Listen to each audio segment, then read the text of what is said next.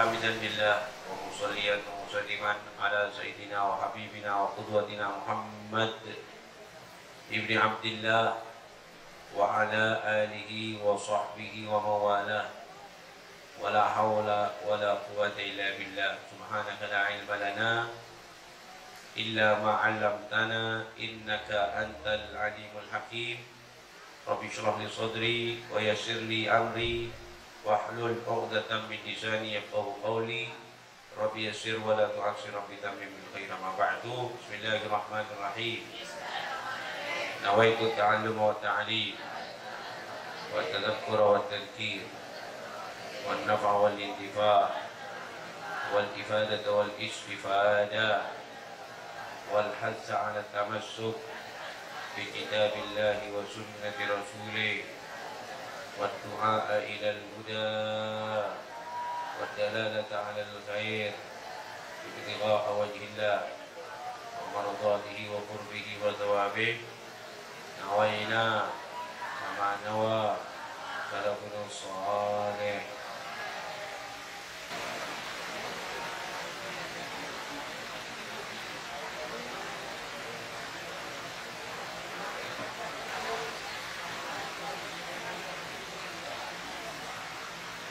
Bismillahirrahmanirrahim.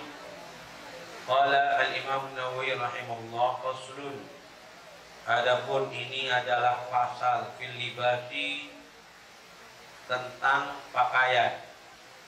Tentang pakaian. Ini kalian ada fil libasi ya. Hah? Irfa. Bima yajuzu lubsuhu wa ma la yajuzu. Tentang apa yang boleh dipakainya dan apa yang tidak boleh dipakai. Itu kalau punya kalian, punya saya fil libas. Baik. Ala kulli hal, setelah kita membahas tentang sholatul khauf, sholat dalam keadaan takut, yakni sholat dalam keadaan peperangan, maka kemudian Imam Nawawi melanjutkan dengan pembahasan pakaian yang boleh dipakai dan yang tidak boleh dipakai. Mungkin kalian bertanya, apa sih korelasinya antara sholatul khauf dengan masalah al-libas?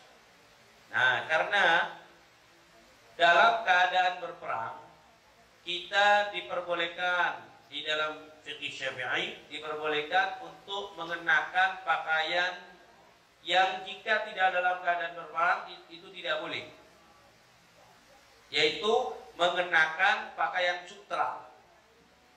Pakaian sutra itu konon katanya kalau misalnya kita memakai pakaian sutra kemudian kita disabet dengan senjata, pedang, pisau dan lain sebagainya, lebih kuat ya. Pakaian sutra itu lebih kuat. Jadi lebih tidak menembus dibanding pakaian-pakaian yang lain. Nah, untuk kepentingan itulah maka boleh kita mengenakan pakaian sutra jika ada maksud menjaga diri. Jadi kaki jangan rame, lihat kamu ya semuanya. Nanti itu dimaukan.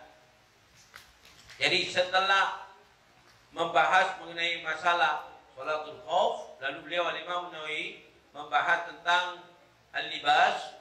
Korelasinya adalah karena dalam pertempuran kadang-kadang kita diperbolehkan mengenakan pakaian yang mana itu tidak diperbolehkan di luar pertempuran.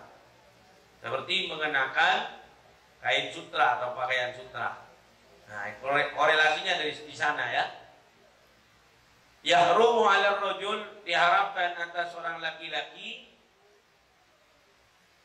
kalau di dalam redaksi hadis ataupun di dalam ibarah kutubut turas, yakni kitab kuning, kalau dikatakan ar-rajul kebanyakannya ar-rajul wal mar'ah. Tapi kalau ya ikhwan dalam momen-momen tertentu, pembahasan-pembahasan tertentu, jika memang ada penyebutan ar-rajul wal mar'ah, maka ar-rajul tidak bisa dimaknai ar-rajul wal mar'ah. Jadi beda kalimat setelah kalimat ar-rajul itu pada kalimat al-mar'ah. Oh berarti ini sedang ingin membedakan antara ar-rajul dengan al-mar'ah. Kalau ar-rajul saja tidak ada penyebutan al-mar'ah setelah itu, biasanya itu dimaksudkan ar-rajul wal mar'ah. Ya. Misalnya ya, idza kharaja rajulun, kalau keluar seorang laki-laki min baitih, seorang laki-laki min baitih, wa ra'a imra'atan hasna, dan melihat wanita yang cantik. Nah, ini maksudnya adalah ar-rajul wal mar'ah. Ar-rajul wal mar'ah. Baik.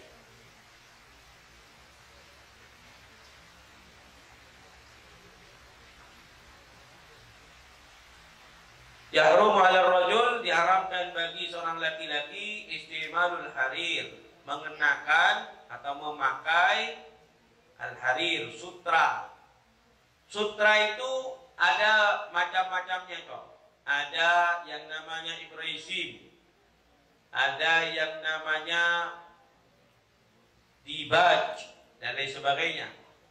Semua macam sutra, jangan rame-rame dong. Lihat kamu ya semuanya. Gak boleh lahat isowit, lahat isowit. Satu kalimat pun tidak ada yang ngomong, gak boleh ada yang ngomong. Baik. Jadi segala macam bentuk sutra, baik ibraisim ataupun dibaj, itu dilarang. Baik. Bifarashin, dengan atau istimalul harir, bifarashin wa ghairihi, digunakan hamparan dan selainnya. Jadi di sini istimal mengenakan ya, bukan dimaknai memakai. Mengenakan. Baik digunakan sebagai pakaian ataupun hanya digunakan sebagai alas. Itu maksudnya ya.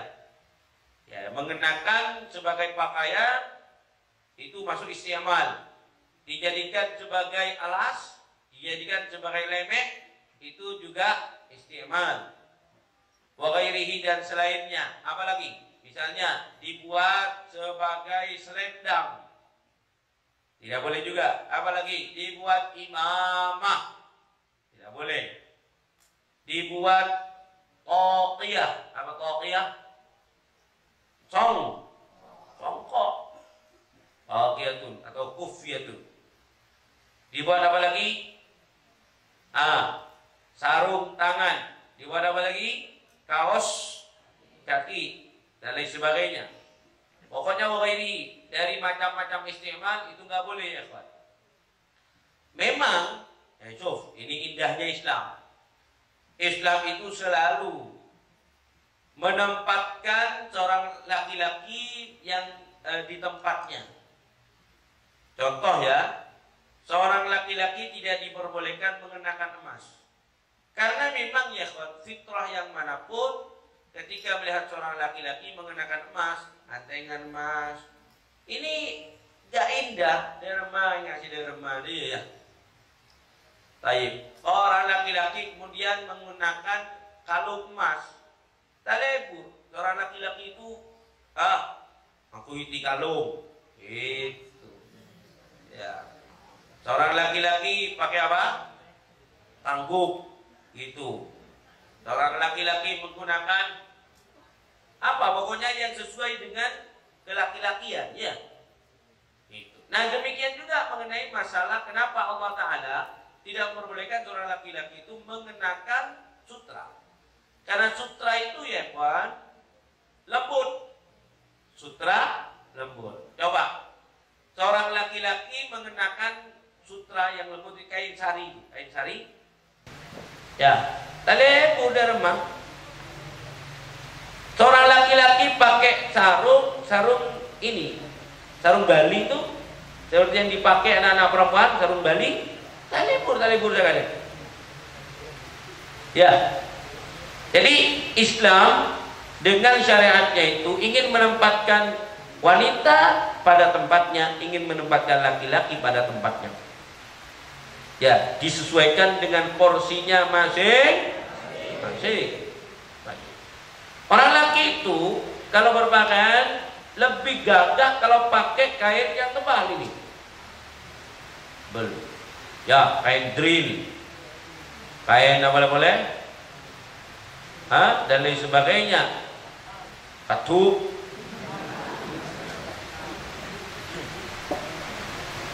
Baik, ala kulli hal, Islam dengan syariatnya ingin menempatkan laki-laki dan perempuan sesuai dengan tempatnya.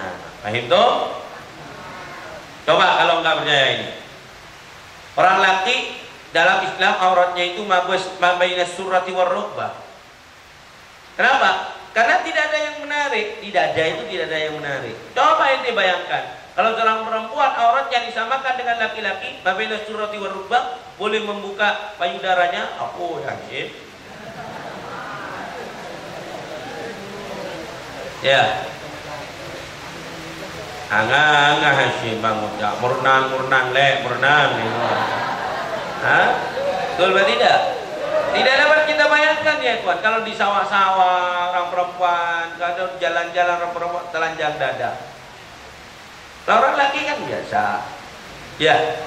Jadi karena memang badannya itu dibedakan sama Allah. Bahwa fitah, maka hukum yang fitah, syariat yang fitah. Baik. Seorang laki-laki rambutnya itu ya kawan tidak indah, biasa. Orang perempuan karena keindahannya memang ada pada rambutnya. Ya, seorang laki-laki ya kawan tidak begitu diperketat dalam Islam untuk berpakaian yang membentuk lekuk tubuhnya. Tapi seorang perempuan sangat dilarang. Kisah unkasiyatun ariyah diancam sama Nabi, dia lam yurih raihatal jannah. Kenapa? Karena bentuk tubuhnya memang dibedakan. Ya, kalau kita pakai yang pakai kaos yang seret-seret, ya enggak begitu, biasalah. Nah, kaos, karena tidak ada yang menyembul. Ya, tidak ada yang menyembul. Yang ini kan seperti itu. Ya. Banyak orang numpak sepeda motor akhirnya masuk sok karena aleng ke orang bini si aja. Subhanallah ya. Memang ini merupakan implementasi daripada firman Allah, al-yauma akmaltu lakum dinakum wa atmamtu alaikum ni'mati wa raditu lakumul islama wa yahillu lil mar'ati lubsuh, dan halal bagi wanita lubsuhu memakainya. Wal asahu, menurut qaul asah, tahrimu iftirashiha, diharamkannya iftirashiha, menggunakannya wanita sebagai alasnya. Jadi menurut qaul asah, bagi wanita itu diperbolehkan untuk mengenakan sutra hanya sebagai pakaian saja. Adapun kalau digunakan sebagai alas, maka perempuan pun juga diharamkan. Wa anna lil wali, dan sesungguhnya bagi wali, bagi bapak, bagi mbak, bagi paman, ilbasahu, ayo ya Aufa, ilbasahu ma mahalluhu minal i'rab. Isim in anna ya, wa anna. Isim anna. Ilbasahu, adapun memakaikan kepada bayi, kepada anak kecil. Ilbasahu as-sabiyah. Ilbasahu memakaikan kepada sutra ya, al-harir. As-sabiyah, sabiyah ini maf'ulun sanin, kepada anak kecil. Jadi kalau bapak anaknya masih kecil, belum balik, boleh dikasih atau dipakaikan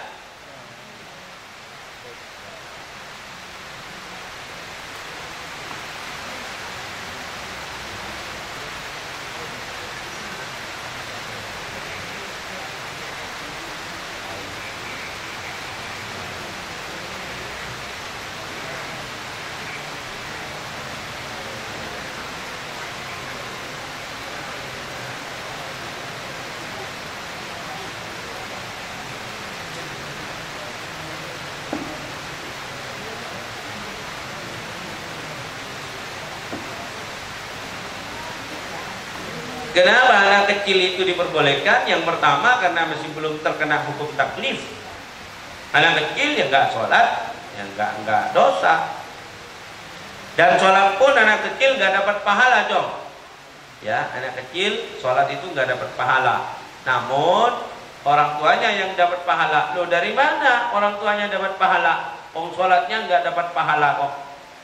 Orang tuanya anak kecil itu jika mengajak anak kecilnya untuk melaksanakan sholat mendapatkan pahala, karena bukan sholatnya si anak kecil, tapi karena usaha sang bapak untuk membiasakan kepada anaknya yang masih kecil tersebut untuk melaksanakan kewajiban yang diwajibkan oleh Allah.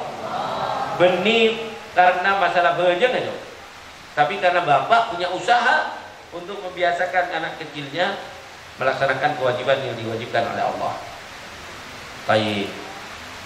Tapi seyogyanya kalian nanti kalau punya anak, seyogyanya anak kecil itu diajari untuk melaksanakan sesuatu yang memang menjadi kewajiban kepadanya dan menghindari sesuatu yang memang haram kepadanya. Nah, tak bejeng dan haram. Nah, anak kecil seharusnya sudah diajari untuk meninggalkan tidak sholat, meninggalkan tidak sholat. Artinya untuk melaksanakan sholat harus sejak dini ya, Pak. Dikatakan bahwa at-ta'allumu fi shighar dan naqsi 'alal hajar. Jadi kalau sudah diajari, ini maknanya ya, kalau at-ta'allum fi shighar dan naqsi 'alal hajar, maknanya belajar di masa kecil seperti melukis atau menulis di atas batu, yakni tidak akan terhapus. Maknanya adalah belajar, tapi ini bisa juga dimaknai kepada pembiasaan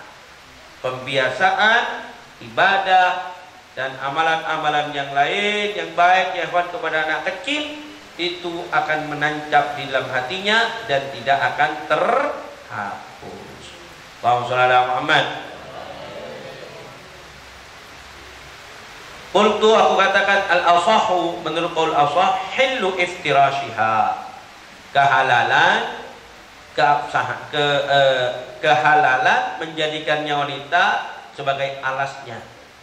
Yani seorang wanita boleh menjadikan sutra sebagai alasnya. Ini menurut al-Imam Nawawi adalah al-qaulul asah. Mungkin kalian bertanya, ya Bu, ya tadi al-asahu tahrimu iftirashiha. Ini menurut madhab Syafi'i.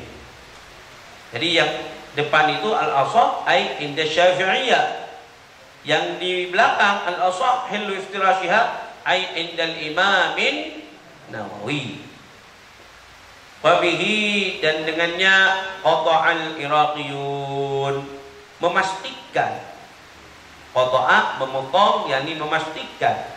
Siapa ahlul Iraqi? Ada ahlul Iraq, ada ahlul Syam. Ya, dalam mazhab Syafi'i itu ada ahlul Iraq, ahlul Hijaz juga ya. Ada ahlul Hijaz. Ini nanti kamu harus tahu siapa saja tokoh-tokohnya ahlul Iraq. Silakan baca di kitab Al-Fawaidul Madaniyah, atau kalau nggak ada Al-Fawaidul Makkiyah, ya ulum, baca di sana. Yang kamu memberi hadiah itu ke Abuya, tapi Abuya sudah punya itu. Al-Fakir sudah punya itu dua-duanya. Namun saya ingin beli lagi karena itu penting untuk madhab Syafi'i, takut yang satunya hilang. Baik, kita berarti di sini sudah ada dua nushah. Silakan baca. Definisinya ahlul Iraq, ketuanya siapa saja, tokohnya siapa saja, ada di sana itu. Ala kulli hal, wallahu a'lam. Wa yahillu lirrajuli, dan halal bagi laki-laki lubsuhu, memakainya, liddarur, yani memakai harir. Lubsuhu ay lubsul harir, liddarurati, karena darurat, kaharin seperti panas, wabardin, dan dingin, yani muhlika, ini yang mencelakakan. Kalau tidak pakai sutra, maka panas itu membuat kita sakit misalnya ya.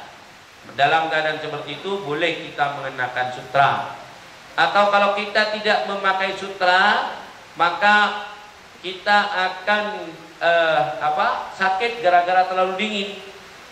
Dalam keadaan seperti ini boleh mengenakan sutra.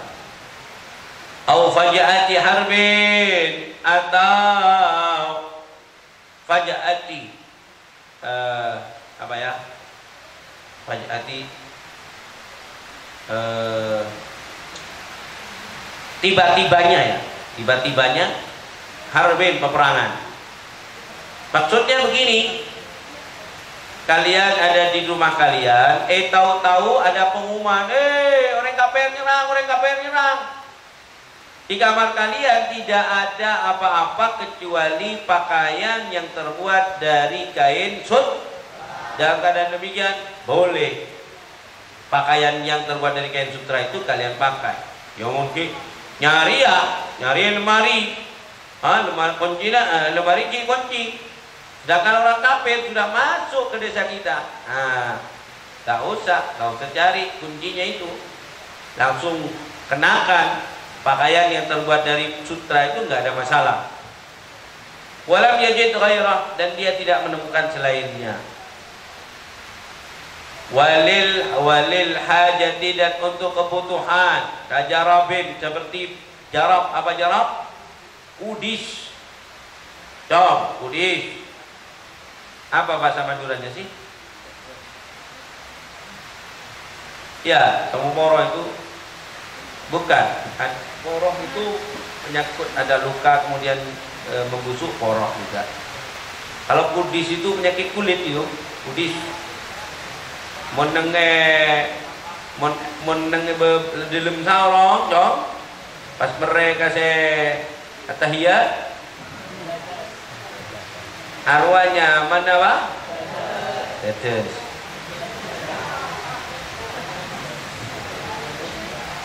Baik. Ya, jadi kalau temu penyakit poroh, kata dokter ini tidak bisa sembuh kecuali mengenakan pakaian yang terbuat dari kain. Maka boleh. Wadaf'i qamlin, dan menolak qamlun. Apa qamlun? Ya, itu kutu yang qamlun itu kutu yang di baju atau yang di baju, apanya? La. Keletah yang di kasur. Ada di baju itu apa namanya? Tomah ya, tomah. Bahasa Maduran tomah. Pokoknya pemelah ya, untuk menolak itu boleh. Walil qital, dan untuk berperang. Tadi bajin, seperti dibat ini sutra kasar. Tapi kasar sutra muni penting yang selain itu masih halus. La yaqumu ghairuhu maqamah, tidak bisa menempati kepada tempatnya selainnya, yakni selain ad-dibaj. Jadi kalau kalian butuh dalam keadaan berperang, kalian butuh untuk mengenakan sutra untuk apa? Pertahanan. Coba aja mun etebes, mun sebut bareng musuh, kui pedang, tidak gampang luka. Nah, dalam keadaan seperti itu boleh. Wa yahrumul murakkab min ibrisim wa ghairih, dan diharamkan apa yang murakkab, dicampur. Murakkab disusun ya, tapi maksudnya dicampur, ghairih dan selainnya. In zada waznul ibrisim, kalau lebih ukuran ibrisim, sutra ibrisim. Perhatikan. Sarung itu sarung sutra, sarung apa istilahnya sih kalau ada sutranya itu? Samarinda. Sarung samarinda. Jika lebih banyak sutranya nggak boleh ya haji. Haram. Ya. Nah, saya tanya ya, ketika sarung samarinda itu ada tulisan sutra murni, itu katanya enggak murni. Katanya enggak murni. Lalu kok dibilang sutra murni, berarti bohong? Enggak. Maksudnya benang yang dicampurkan itu adalah benang sutra murni. Paham? area kain biasa lalu dicampur sutra. Ini sutra. Nah, sutra yang dicampurkan ini kalau murni tidak dicampur apa-apa, maka sarung Samarindanya disebut sutra murni. Kalau ini sebelum dimasukkan ke sini sudah dicampur kain wol, kain satin, kain apa lagi? Wol apa lagi? Dan lain sebagainya. Kemudian dicampurkan, ini yang dimaksud Samarinda sutranya yang tidak asli. Betul. Kemudian ada kadang-kadang Samarinda 210, 110. Maksudnya benang yang dicampurkan itu yang sutra itu berjumlah 110. Ya, berjumlah 110. Gitu ya. Dan 210 dan seterusnya. Walhasil sarung Samarinda tidak ada yang lebih banyak sutranya dibanding yang bukan sutra. Tapi ala kulli hal, kalaupun ada sarung ya lebih banyak sutranya dibanding yang bukan sutra, maka haram. Wa hillu aksu, dan halal kebalikannya. Wa kadza, demikian juga ini sutawaya kalau sama apa keduanya fil asah, menurut qaul asah. Jadi kalau sama pun ini haram. Halal, sorry. Wa kadza ya wa hillu aksu, yakni kalau lebih banyak kainnya dibanding sutranya itu boleh. Demikian juga kalau sama maka boleh juga katanya. Wa yahillu, dan alal ma turriza, apa yang bordir, apa yang dibordir, au turrifa biharirin, atau turrifa ini ya kawan, diberi hiasan, kain diberi hiasan. Apa istilahnya ya? Ada di bordir, ada di apa? Jawab la obras khusus pinggiran, diberi hiasan. Taib, misalnya ditempeli ya biharirin dengan sutra qadral ada, seukuran kebiasaan boleh.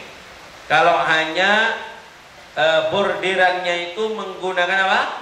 Sutra, itu boleh ya Pak. Tapi tetap dengan syarat tidak lebih banyak sutranya dibanding kainnya. Walubsu thawbin najisi, dan memakai pakaian yang najis fi ghairi sholati wa nahwiha. Walubsu thawbin najisi, dan memakai pakaian dari bahan yang terbuat dari najis ya. Ingat, ada an-najis, ada al-mutanajjis. Al-mutanajjis, kalian punya surban, kalian punya pakaian, kalian punya gamis, kena kencing. Itu namanya pakaian surban gamis yang mutanajjis. Kalau najis misalnya seperti kulit babi, kulit anjing, darah, yang memang zatnya itu najis, itu namanya najis. Memakai pakaian najis, ingat najis ya, bukan mutanajjis, berarti zatnya memang yang terbuat dari barang yang najis. Fi ghairi sholati, dalam selain salat, wa nahwiha, dan sepertinya. Wa nahwiha ay wa nahwis sholati. Nih.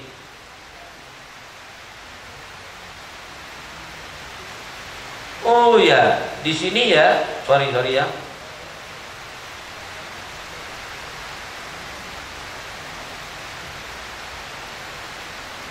Ini. Nah, ini Ibnu Hajar mengatakan wa yahillu lil adami lubsus thawbin najis ay al mutanajjis, kata beliau.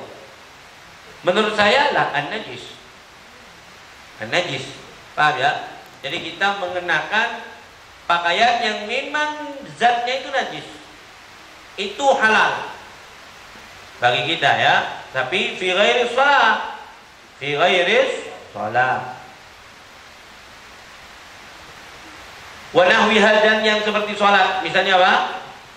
Tawaf, khutbatil Jum'ah, yang tidak dipersyaratkan suci. Tawaf Tidak dipersyaratkan. Oh, dipersyaratkan suci. Kenapa kok boleh? Khutbatil Jumat. Khutbatil Jumat tidak dipersyaratkan memakai pakaian suci. Yang penting dan bahkan tidak dipersyaratkan dia dalam badan suci. Ya, khutbatil Jumat. Ala kulli hal, saya katakan di sini ya ikhwan, berbeda dengan Al-Imam Ibnu Hajar Al-Haytami, beliau mengatakan al-mutanajjis. Menurut saya an-najis. Ya, jadi mengenakan pakaian yang memang zatnya itu dari hal yang najis. Itu apa? Di antaranya yang memang zatnya dari hal yang najis.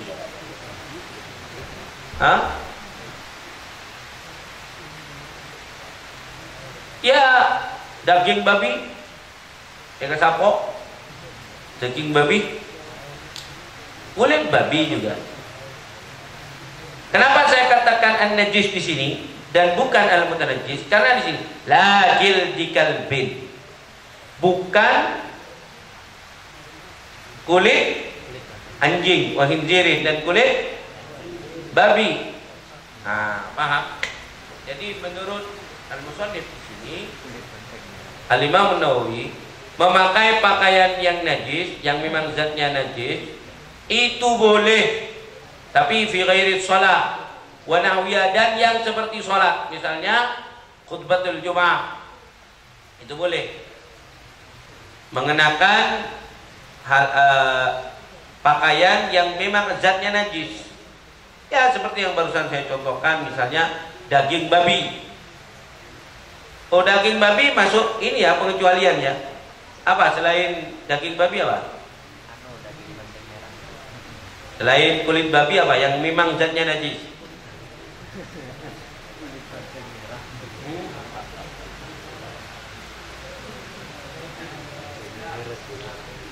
Apa? Misalnya ya, misalnya pakaian terbuat dari kotoran sapi misalnya, tapi masak dari rumah.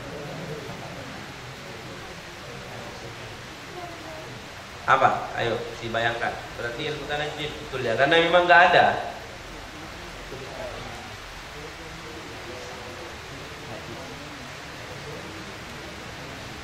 Ala kulli hal,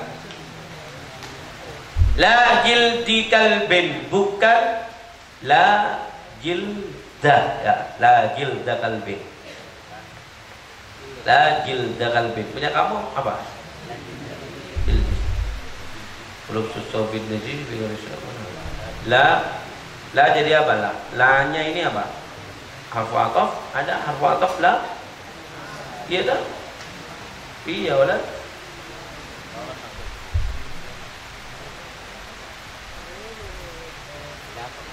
Gimana? Di Alfiyah gimana? Ala kulli hal, la jildi kalbin, bukan kulit anjing, wa khinzirin, dan kulit babi, illa li daruratin, kecuali karena darurat. Kafajati qitalin, seperti tiba-tibanya pertempuran. Wakada demikian juga jildul maitati, kulit bangkai fil asa, menurut qaul asa. Tapi jildul maitati ini ya Pak, wakada yuhramu ya. Ya, wakada yuhramu. Tapi jildul maitati alladzi la yusbagh, yang masih belum disamak. Kalau disamak ya seperti hadrah itu boleh, gak ada masalah. Tapi kalau hadrah biasanya ya bukan jildul maitah, biasanya diambil dari kulit kambing yang memang disembelih. Jadi kalau hadrah itu kebanyakannya ya boleh dimakan boleh, karena dia jildul al-ghanam al-madbuh al-madbuh ya, alladzi dzubiha, yang sudah disembelih. Wa yahillu, dan halal al-istisbah. Al-istisbah. Apa al-istisbah? Ma makna al-istisbah?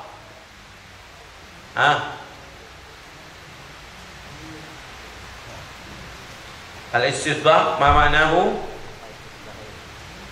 Kalau kamu menggunakan hand body itu apa? Mengurapi. Masa mengurapi? Mengolesi bituhni dengan minyak an-najis yang najis alal masyhur. Menurut qaul masyhur. Al-istisbah. Tapi sekali lagi ya, ini kita berbicara boleh. Kalau berbicara etika, akhlak, ya jangan, tidak boleh. Jadi al-istisbah itu boleh menggunakan yang najis, pakai bedak, yang najis boleh. Nah, ya, tapi ingat kalau mau sholat harus dibersihkan najisnya itu. Ya, dan sekarang ada menggunakan apa yang najis?